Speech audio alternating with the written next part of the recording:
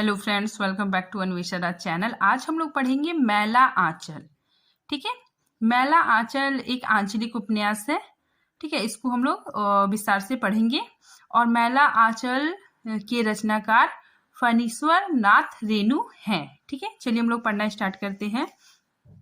मैला आंचल एक आधुनिक यूरोपियन विधा है। ठीक है, मतलब ये मैला आंचल जो लिखा गया है वो किस विधा में लिखा गया है? यूरोपियन विधा में लिखा गया है। ठीक है, जो अंग्रेजी का नॉवेल, ठीक है, शब्द नॉवेस से बना है। ठीक है, जिसका अर्थ होता है यथार्थ पर आधारित गद्य कथाएं। ठीक है, हिंदी का उपन्यास शब्द दो शब्द के योग से बना है। ठीक है, हिंदी का जो उपन्यास शब्द है ये दो शब्दों के मेल से बना है। ठीक है, पहला शब्द उप और दूसरा न्यास। ठीक है, उप का अर्थ क्या होता है? निकट, और न्यास का अर्थ आभास। ठीक है, अर्थात समाज में व्याप्त आभास को प्रकाशित करने वाली विधा उपन्यास है। ठीक है, देखिए हिंदी का प्रथम आंचलिक उपन्यास, हिंदी का प्रथम आंचलिक उपन्यास कौन सा है? मैला आंचल। ठीक है, और इसका प्रकाशन, मैला आंचल का प्रकाशन 9 अगस्त 1954 ईस्वी में पटना, ठीक है, पटना में प्रकाशन हुआ था। ठीक है, और इस उपन्यास के उपन्यासकार कौन है? फणीश्वर नाथ रेणु। ठीक है, और इसमें कुल पृष्ठ कितना है? 250। ठीक है, और ये दो खंडों में लिखा हुआ उपन्यास है। ठीक है, देखिए इसके दो खंड है। पहला खंड में क्या है? 44 परिच्छेद है, और दूसरे में 23 परिच्छेद है। ठीक है, और कुल परिच्छेद ये दोनों को मिला के कुल परिच्छेद कितना है? 67। अब देखिए कथा क्षेत्र। ठीक है, बिहार के पूर्णिया जिले के गांव मेरीगंज की कथा है। ठीक है, मतलब इस उपन्यास में बिहार के पूर्णिया जिले के गांव मेरीगंज, ठीक है, मेरीगंज की कथा इसमें लिखा हुआ है। ठीक है, आगे काल देखिए 1942 का स्वतंत्रता संग्राम। ठीक है, तो इसमें काल बताया जा रहा है ये किस समय लिखा गया? 1942 से लेके 1948 के बीच जो मतलब देश में घटनाएं हुई। ठीक है, तो उसी का यहाँ पे वर्णन है।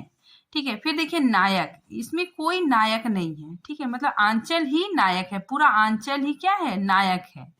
ठीक है, आगे देखिए इसमें घटना की प्रधानता है। इसमें मतलब क्या है कि घटना की प्रधानता है। जैसे फिल्मों में होता है ना कि मतलब एक दृश्य स्टार्ट हुआ, एक कथा, फिर वो दूसरा वो खत्म हो गया, फिर दूसरा घटना स्टार्ट हो गया। तो इसमें इसी तरह है कि इसमें कोई नायक नहीं है, पूरा आंचल ही नायक है। ठीक है, मतलब एक घटना खत्म होता है, उसके अलग पात्र है, ठीक है, वो खत्म हो गया, फिर नेक्स्ट दूसरा घटना स्टार्ट होता है।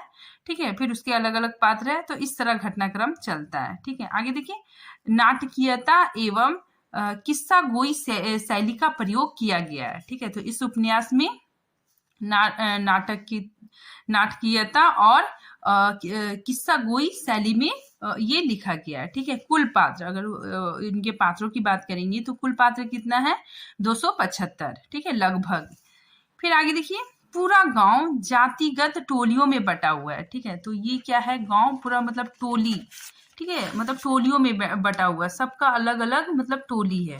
कायथल टोली, यादव टोली, क्षत्रिय टोली, ठीक है, ब्राह्मण टोली, धनुपत टोली, गहलोत टोली। ठीक है, मतलब ये क्या है? अलग अलग टोलियों में बटा हुआ है। ठीक है, और इसमें क्या है कि जातिगत संघर्ष मेरीगंज में आम घटना है। ठीक है, मतलब ये क्या होता है ना, टोली एक टोली दूसरे टोली से क्या करता है ना, कंपेयर करते रहता है। ठीक है, मतलब इसका कोई भी बात मतलब फैला देता है, इसका हंसी मतलब इसका मजाक उड़ाते रहता है। तो इसमें क्या होता है कि जातिगत संघर्ष है, मतलब जातिगत संघर्ष है, मतलब आम घटना है। ठीक है, आगे देखिए गांव में 3 पार्टियों का बोलबाला है। ठीक है, इसमें मतलब पार्टी भी है। ठीक है, और मुख्यतः 3 पार्टी का बहुत बोलबाला है। कौन कौन? देखिए कांग्रेस, ठीक है, कम्युनिस्ट, फिर काले कुर्गी वाला समाजवादी दल। ठीक है, तो ये क्या है? बहुत ज्यादा ये इसका बोलबाला है, बहुत ज्यादा फेमस है। ठीक है, आगे देखिए कुल 10 ही पढ़े लिखे लोग हैं। ठीक है, मतलब पूरे गांव में सिर्फ 10 लोग ही पढ़े लिखे हैं। ठीक है, जो हस्ताक्षर से लेकर तहसीलदारी तक की पढ़ाई की है। ठीक है, और फिर देखिए नए पढ़ने वालों की संख्या कितनी? 15 है। ठीक है, तो सोचिए ये कितना ज्यादा मतलब पिछड़ापन है। मैला आंचल यथार्थवादी उपन्यास है। ठीक है, अगर क्वेश्चन आता है कि मैला आंचल क्या है, तो यथार्थवादी उपन्यास है। ठीक है, जैसे गोदान है। ठीक है, गोदान भी यथार्थवादी उपन्यास है। ठीक है, मतलब इसमें सच को दिखाया गया है। ठीक है, आगे देखिए, गोदान के बाद मैला आंचल का नाम आता है। ठीक है, मतलब गोदान के बाद मैला आंचल का ही नाम आता है। आगे देखिए, हिंदी का दूसरा सबसे सर्वश्रेष्ठ उपन्यास मैला आंचल को माना जाता है। ठीक है, उपन्यास की कथा भूमि उत्तरी बिहार का पूर्णिया आंचल है। ठीक है, और कथा काल आजादी के कुछ वर्ष बाद का है। ठीक है, मतलब इसमें बताया जा रहा है कि जो कथा काल है वो आजादी के कुछ वर्ष बाद की घटनाएं इसमें दिखाई गई है। ठीक है, आगे देखिए, पहला इसको 2 खंडों में बांटा गया है। ठीक है, पहले खंड का जो दृश्य है वो स्वतंत्रता पूर्व, ठीक है, मतलब स्वतंत्रता के पहले के समय को दिखाया गया है।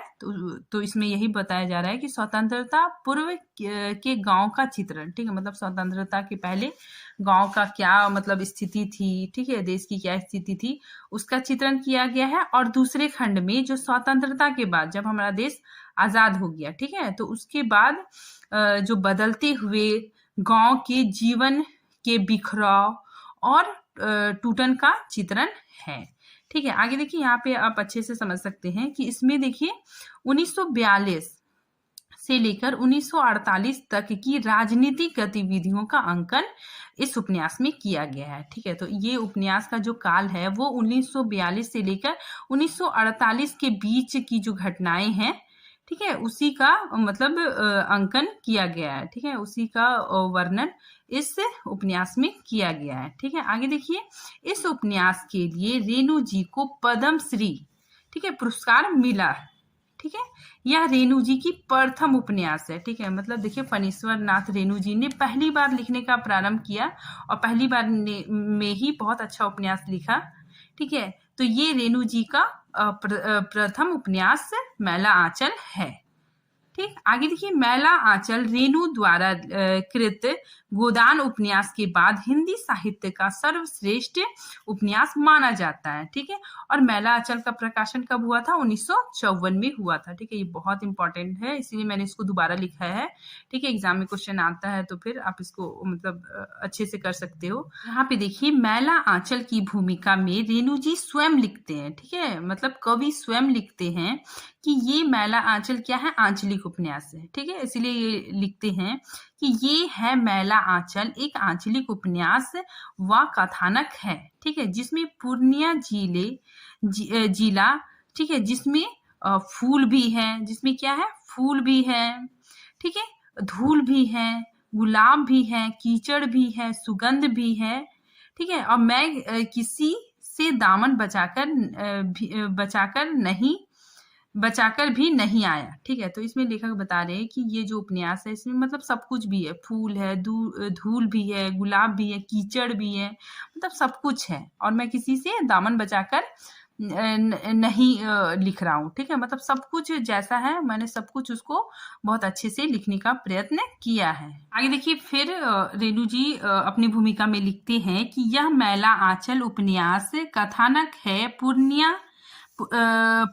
मैंने इसके लिए एक हिस्से के एक ही गांव के पिछड़े गांव का प्रतीक मानकर इस उपन्यास का कथा क्षेत्र बनाया है। ठीक है, तो लेखक बता रहे हैं कि मैं मतलब इस गांव को मतलब प्रतीक मानकर इस उपन्यास की रचना कर रहा हूँ। ठीक है, आगे देखिए, इस उपन्यास में मिथिला क्षेत्र, ठीक है, मिथिला क्षेत्र में प्रयोग की जाने वाली अनेक शब्द मिल जाएंगे। ठीक है, फिर देखिए, किसी भी शुभ अवसर पर आगे बताया जा रहा है, किसी भी शुभ अवसर पर लोगों को भोजन के समय बड़ी जातियों का छोटी जातियों के साथ खाने से इनकार करना। ठीक है, मतलब सब मिलके नहीं खाते थे, मतलब क्या होता था ना कि गांव में अगर कुछ शुभ अवसर होता था तो उसमें बड़ी जाति लोग अलग खाते थे और छोटी जाति के लोग अलग खाते थे। ठीक है, तो इसमें इस उपन्यास में ये चीज दिखाया गया है। ठीक है, आगे देखिए, फसल कटाई के समय लोकगीत, ठीक है, लोकगीत, फिर अखाड़ा होना, ठीक है, वाद विवाद निपटारे के लिए पंचायत बुलाना आदि भी इस उपन्यास में देखने को मिलते हैं। ठीक है, तो इसमें क्या होता है ना कि गांव की जितनी घटनाएं हैं वो सब इसमें देखने को मिलती है। आंचलिक उपन्यास की सभी विशेषताएं इसमें देखने को मिलती है। ठीक है, देखिए इस उपन्यास में आंचलिक भाषा, ठीक है, आंचलिक लोक जीवन और रीति रिवाजों का सुंदर प्रयोग कवि ने किया है। ठीक है, इस उपन्यास में देखने को मिलता है। ठीक है, देखिए आगे देखिए, मैला आंचल बिहार की पूर्णिया जिले के मैरीगंज गांव के जन जीवन से जुड़ी हुई कथा है। ठीक है, वहां के जनजीवन से जुड़ी कथा है। ठीक है, और मैरीगंज नेपाल की सीमा से सटा हुआ है। ठीक है, आगे देखिए कथानक या इसका सारांश। इस उपन्यास का हम लोग अब सारांश देखते हैं। उपन्यास की शुरुआत डिस्ट्रिक्ट बोर्ड के बंगाली अधिकारी मलेरिया सेंटर खोलने के लिए मैरीगंज गांव में सुरक्षा कर्मियों के साथ आए। ठीक है, मतलब उस गांव में मलेरिया सेंटर खोलने के लिए, ठीक है, गांव में सुरक्षा कर्मी आते हैं। ठीक है, गांव में यह खबर बहुत तेजी से चारों तरफ फैल जाती है। ग्रामीण जीवन में ओझा और पंडितगण मिलकर लोगों को नाना प्रकार के अंधविश्वासों से त्रास करते रहते हैं। ठीक है, तो गांव में क्या होता है, ओझा होते हैं, ठीक है, और पंडित लोग क्या करते हैं, बहुत तरह के अंधविश्वास लोगों में फैलाते रहते हैं। ठीक है, जब ज्योतिषी काका को यह पता चलता है कि गांव के लोगों के लिए मलेरिया सेंटर की स्थापना की जा रही है, ठीक है, तो वे उसका यह कहकर विरोध करते हैं कि डॉक्टरों का कार्य बीमारियों का इलाज करना नहीं अपितु बीमारियां फैलाना होता है। ठीक है, तो ये जो ज्योतिष ठाकुर है ये मतलब विरोध करते हैं। ठीक है, क्योंकि गांव में मलेरिया सेंटर खुल रहा था, तो क्या हो रहा था ना, ये उसका विरोध करते हुए बोलता है कि डॉक्टरों का काम, ठीक है, बीमारियों का इलाज करना नहीं, बीमारियां फैलाना होता है। ठीक है, वे इंजेक्शन लगाकर, देखिए इसका कहना है कि वे इंजेक्शन लगाकर लोगों के शरीर में विष पहुंचा देते हैं।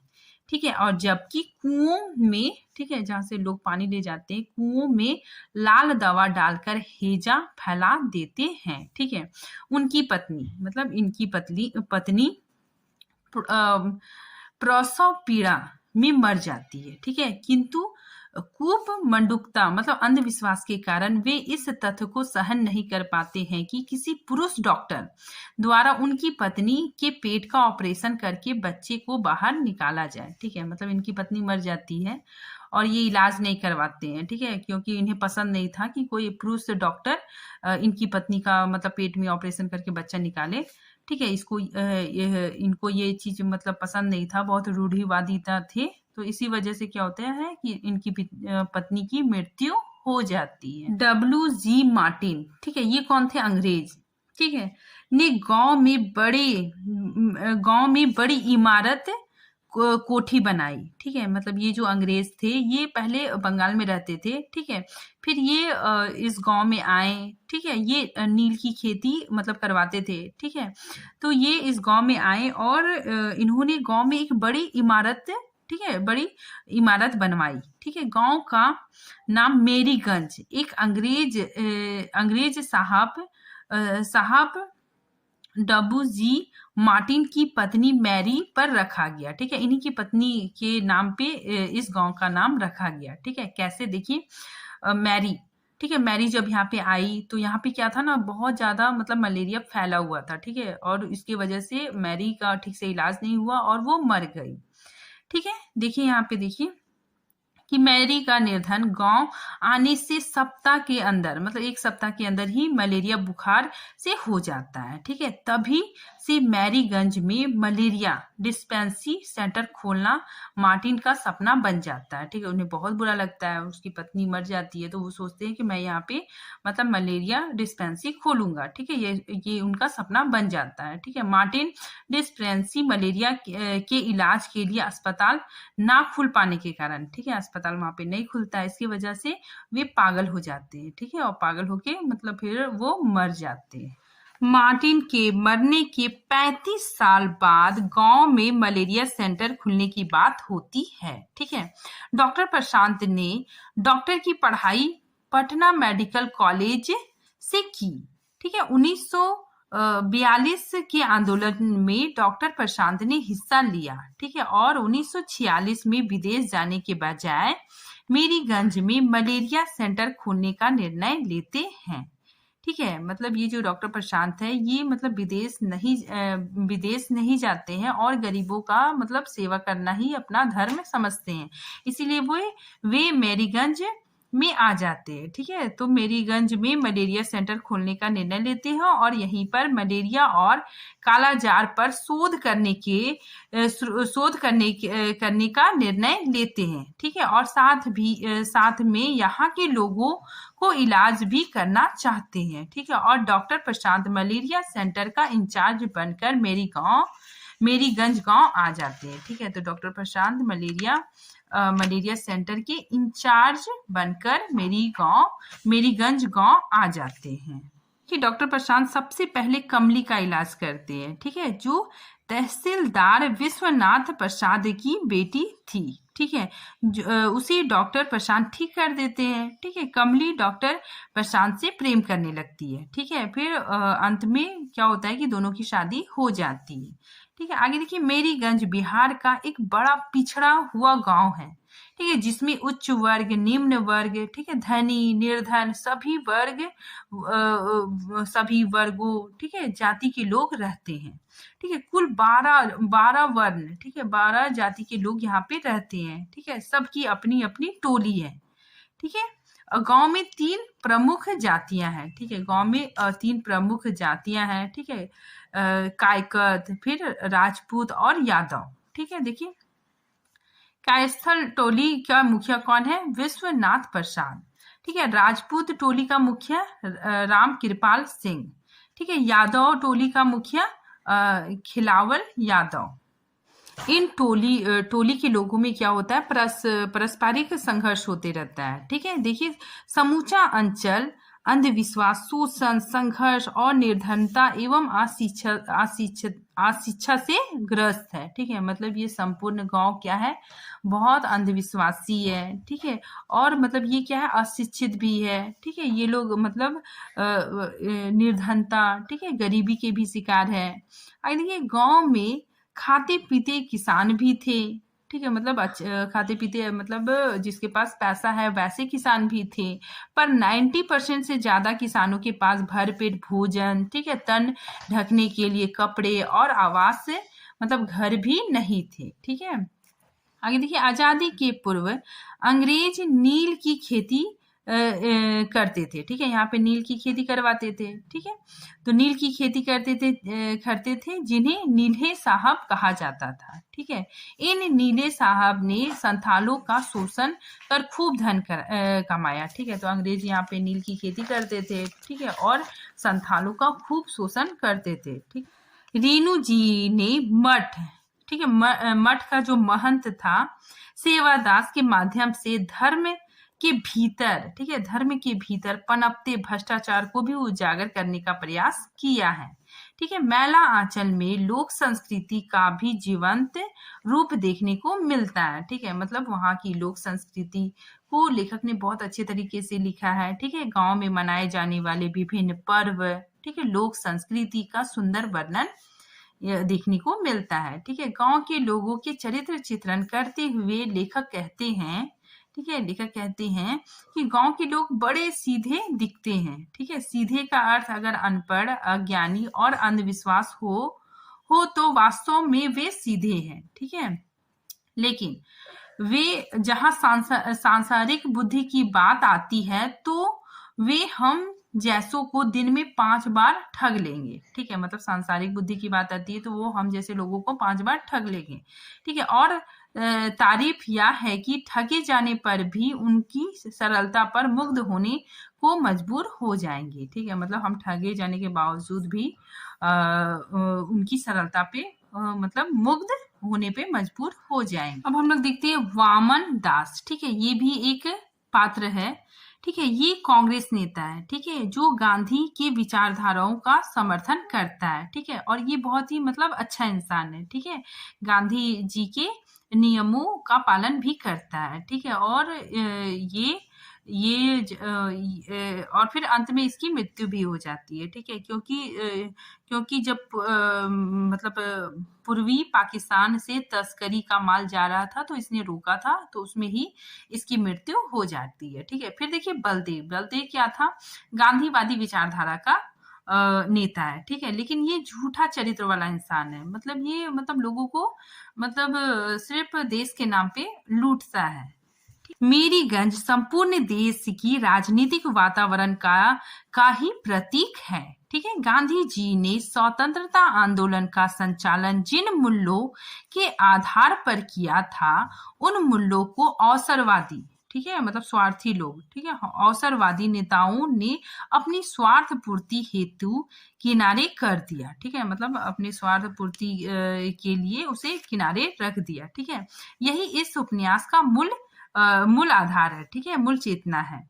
यहाँ के राजनीतिक दल देश सेवा के नाम पर अपनी स्वार्थ सिद्धि में ही तत्पर रहते हैं, ठीक है, मतलब यहाँ के जो राजनीतिक दल के जो नेता है, ठीक है, वे क्या करते हैं, अपने स्वार्थ सिद्धि में ही लगे रहते हैं, ठीक है। जमींदार और अधिकारी ये क्या करते हैं, जनता का शोषण करते हैं, ठीक है, ये और जनता इनके अत्याचारों को सहन करती है, ठीक है। राजनीतिक में होने वाले अपराध का ही उदाहरण है कि गांधीवाद बमन दास की हत्या कर दी जाती है, ठीक है। बलदेव तो बहुत दुष्ट रहता है, बलदेव जी अप्रासंगिक हो जाता है, ठीक है, मतलब इसको कुछ भी नहीं होता है, तथा कालीचरण पुलिस उत्पीड़न का शिकार हो जाता है, ठीक है। डॉक्टर प्रशांत को कम्युनिस्ट होने के आरोप में गिरफ्तार कर लिया जाता है, ठीक है, मतलब जो अच्छे लोग हैं उसके साथ बुरा होता है और जो बुरे लोग होते हैं उसके साथ कुछ भी नहीं होता है। बलदेव के माध्यम से रीनू जी ने उन भ्रष्ट कांग्रेसियों का पर्दाफाश किया है जो गांधीवाद के नाम पर देश को छलने की फिराक में दिखते हैं, ठीक है। फिर देखिए वमन दास, ये बहुत ही अच्छा इंसान रहता है, तो वमन दास भी एक कांग्रेसी है, परंतु कांग्रेस व गांधी की मूल परकता को पूरी निष्ठा से निभाता है, ठीक है, ये मतलब गांधी जी के नीतियों पे चलता है, ठीक है। पूर्वी पाकिस्तान की ओर से, ठीक है, मतलब पूर्वी पाकिस्तान की ओर से जा रहे तस्करी के माल को रोकने के लिए वो कोशिश करता है, ठीक है। तो ये बमन दास क्या करता है ना कि जो पाकिस्तान की तरफ तस्करी का माल मतलब जा रहा था, तो ये क्या करता है, उसको रोकने की कोशिश करता है, ठीक है। रोकने के लिए गांधी की तरह व्यक्तिगत सत्याग्रह करता है और उसकी मृत्यु हो जाती है, ठीक है। इसी में उसकी क्या हो जाती है, मृत्यु हो जाती है, ठीक है, वो मारा जाता है। शिल्प की दृष्टि से इसमें फिल्म की तरह घटनाएं एक के बाद एक घटकर विलीन हो जाती है, ठीक है। तो इसमें फिल्म के जैसा होता है कि एक घटना खत्म होती है तो फिर दूसरा घटना स्टार्ट हो जाता है, ठीक है, मतलब एक घटना के अलग पात्र होते हैं, ठीक है, वो घटना जब मतलब घट जाती है तो फिर वो खत्म होके फिर नई घटना स्टार्ट हो जाती है, ठीक है, इसीलिए यहाँ पे लिखा हुआ है और दूसरा प्रारंभ हो जाता है। इसमें घटना प्रधानता है, ठीक है, किंतु इसमें केंद्रीय चरित्र या कथा नहीं है। इसमें नाटकीयता और किस्सा गोई शैली का प्रयोग किया गया है, ठीक है, तो इसमें कोई भी केंद्रीय चरित्र या कथा नहीं है, ठीक है, ये घटना प्रधान है और इसमें नाटकीयता और किस्सा गोई शैली का प्रयोग किया गया है, ठीक है। अब हम लोग देखते हैं मैला आंचल के प्रमुख पुरुष पात्र, ठीक है।